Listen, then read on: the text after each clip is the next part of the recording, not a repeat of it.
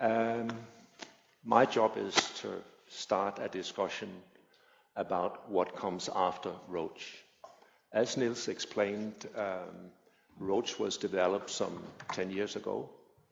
And in the meanwhile, in the last 10 years, I think we have become wiser. We know more than we did when we developed ROACH. So in that sense, I'm optimistic about the future. What I will do is to try to pull out some themes which might be helpful for the discussion today. And I will do that by some what I call literary quotes. Now, what I consider as literary quotes is very wide. It's not just novels, it's all kinds of other people, but you see that. And I also take some quotes from the joint statement, which is uploaded, because I think what we did then in the joint statement, which was done by 5 research programs that came together in 2012 to make a seminar here in Copenhagen, was actually,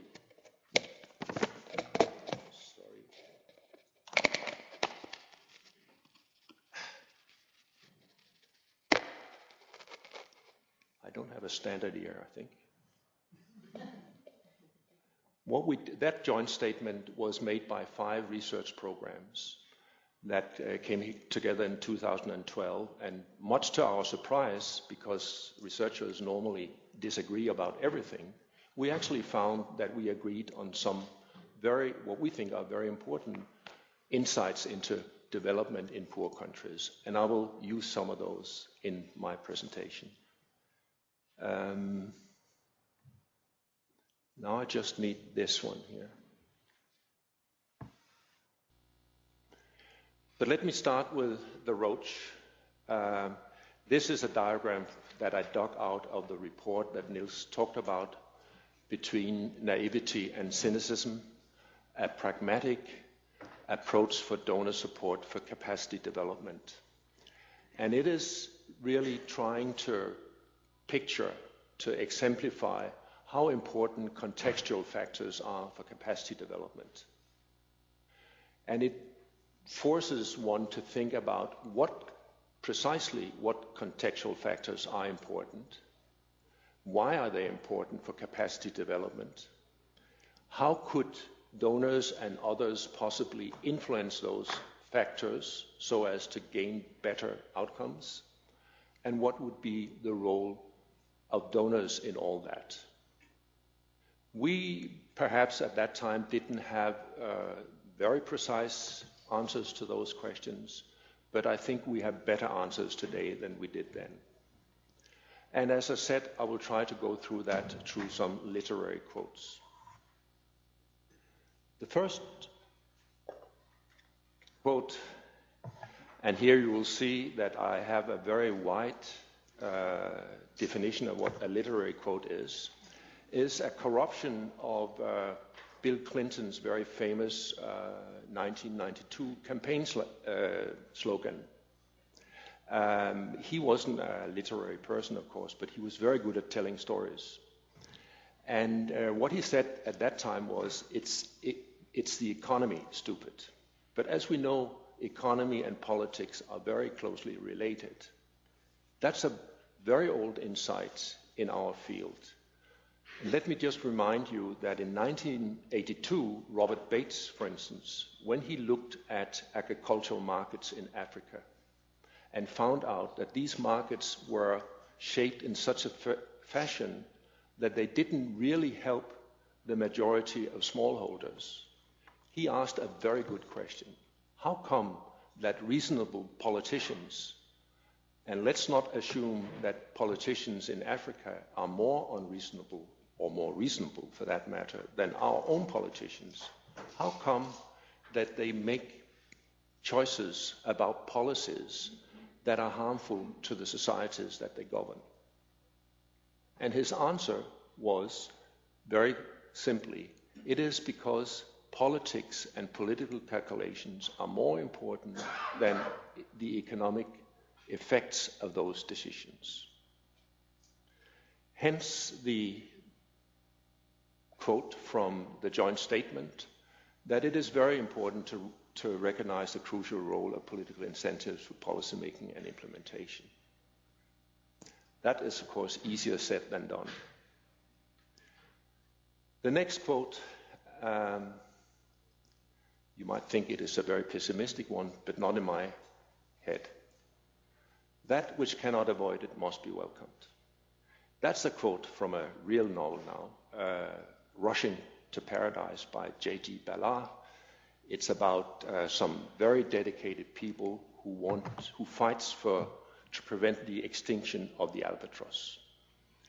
But I think it is useful to remind ourselves that although good governance and human rights are very desirable, they are also, for us, and they are also desirable, I would claim, for a lot of politicians in poor countries and for a lot of citizens there.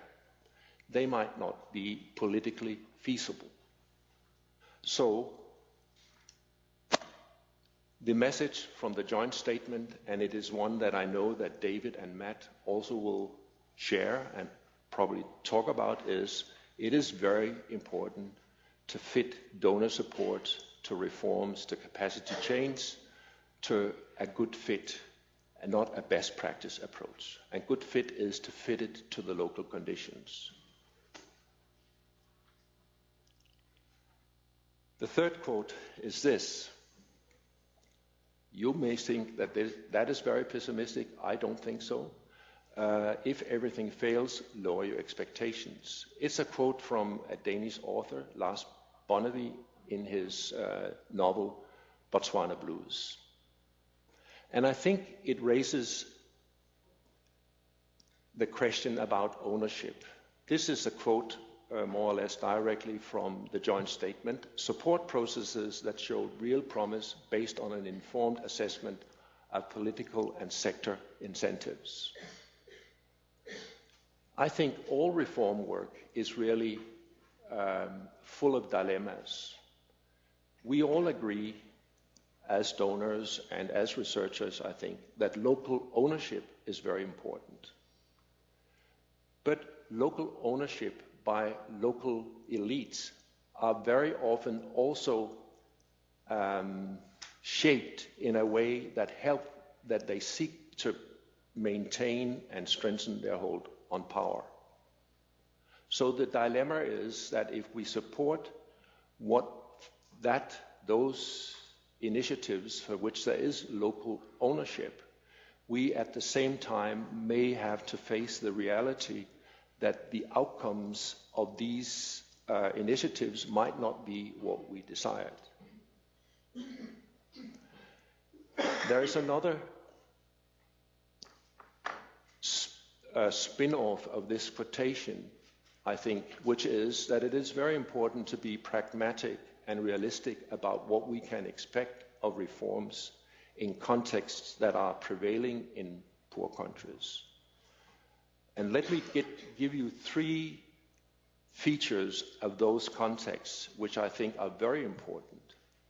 One is that the formal economy is very small.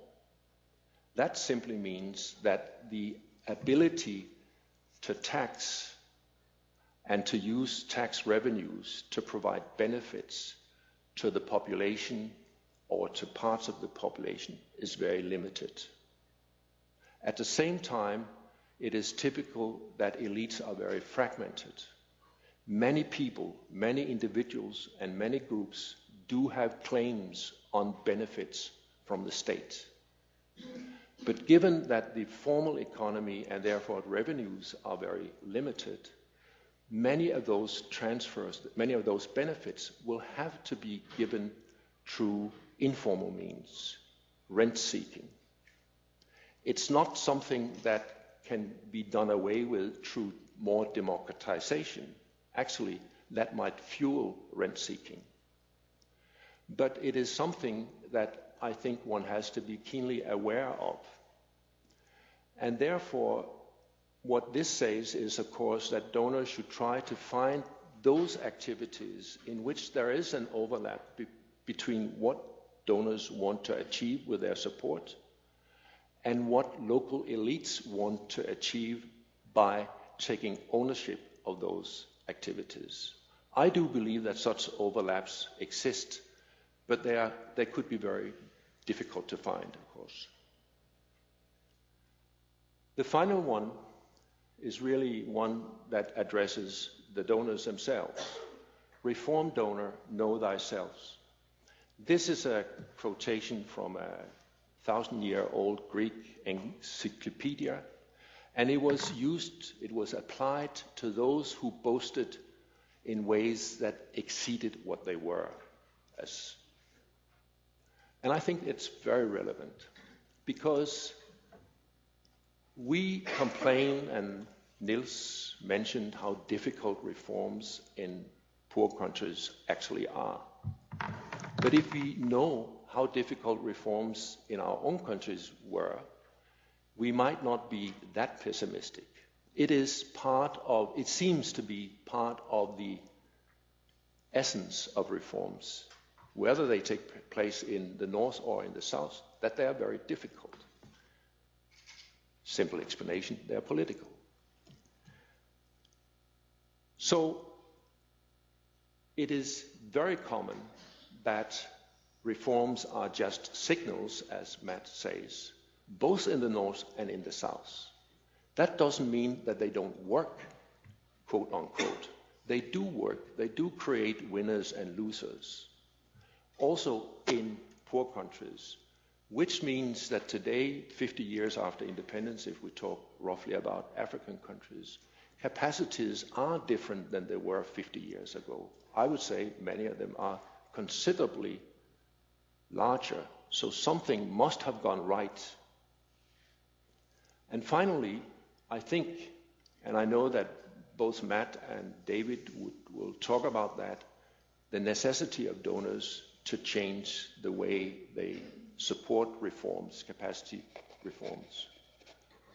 I think the place to start there is really at home, because home constituencies have to be convinced that this is worth doing, and they have to know more about how reforms actually happen. And I don't think they do that. I think many groups here think that with so much corruption and so bad administrations that are open to see, it must be very easy to fix. So why can't we fix it? I think that's unrealistic. And I think that that kind of thinking about reforms in the poor countries could really benefit from knowing more about how difficult it is to do reform in our part of the world. Thank you.